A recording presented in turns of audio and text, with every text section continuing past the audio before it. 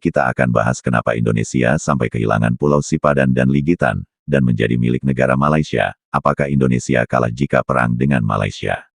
Warga YouTube, semua sengketa Sipadan dan Ligitan adalah persengketaan Indonesia dan Malaysia atas kepemilikan terhadap kedua pulau yang berada di Selat Makassar, yaitu Pulau Sipadan, luas 50.000 meter, dengan koordinat 4 derajat 6 menit 52,86 detik utara, 118 derajat 37 menit 43,52 detik timur, dan Pulau Ligitan, luas 18.000 meter, dengan koordinat 4 derajat 9 N 118 derajat 53 Sikap Indonesia semula ingin membawa masalah ini melalui Dewan Tinggi ASEAN, namun akhirnya sepakat untuk menyelesaikan sengketa ini melalui jalur hukum Mahkamah Internasional.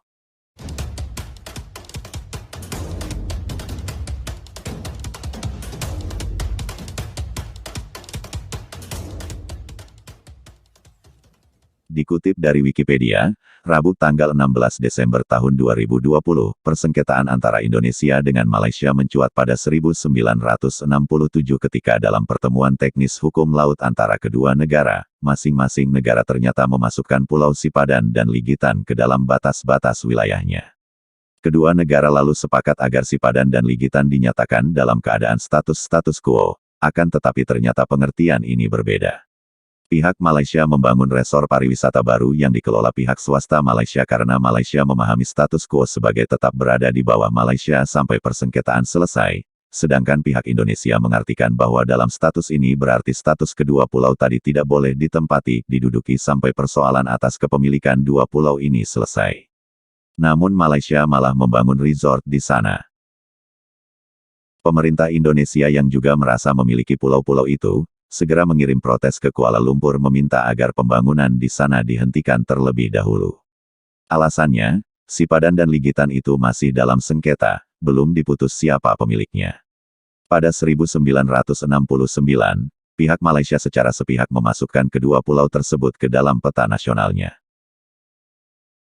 Pada 1976, Traktat Persahabatan dan Kerjasama di Asia Tenggara atau TAK Treaty of Amity and Cooperation in Southeast Asia, dalam KTT pertama ASEAN di Pulau Bali ini antara lain menyebutkan akan membentuk Dewan Tinggi ASEAN untuk menyelesaikan perselisihan yang terjadi di antara sesama anggota ASEAN.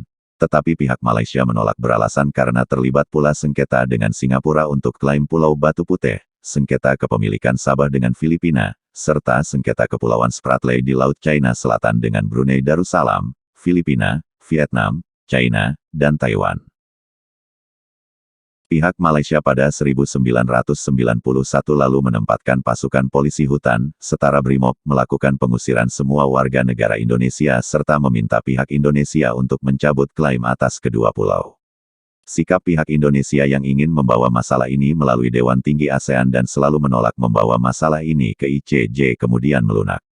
Dalam kunjungannya ke Kuala Lumpur pada tanggal 7 Oktober tahun 1996, Presiden Soeharto akhirnya menyetujui usulan PM Mahathir tersebut yang pernah diusulkan pula oleh Mensesnek Murdiono dan Wakil PM Anwar Ibrahim. Dibuatkan kesepakatan, final and binding, pada tanggal 31 Mei tahun 1997.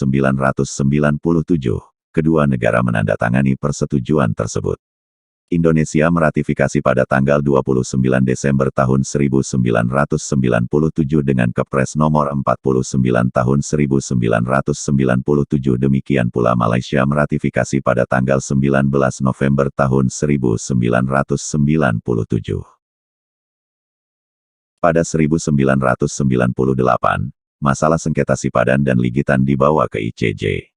Selanjutnya pada Selasa, tanggal 17 Desember tahun 2002, ICJ mengeluarkan keputusan tentang kasus sengketa kedaulatan Pulau Sipadan Ligitan antara Indonesia dengan Malaysia.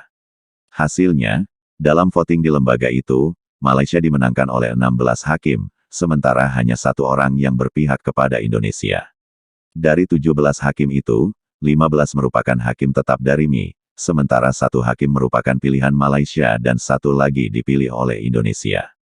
Kemenangan Malaysia karena berdasarkan pertimbangan efektiviti, tanpa memutuskan pada pertanyaan dari perairan teritorial dan batas-batas maritim, yaitu pemerintah Inggris, penjajah Malaysia telah melakukan tindakan administratif secara nyata berupa penerbitan Ordonansi Perlindungan Satwa Burung, pungutan pajak terhadap pengumpulan telur penyu sejak 1930, dan operasi mercusuar sejak 1960-an.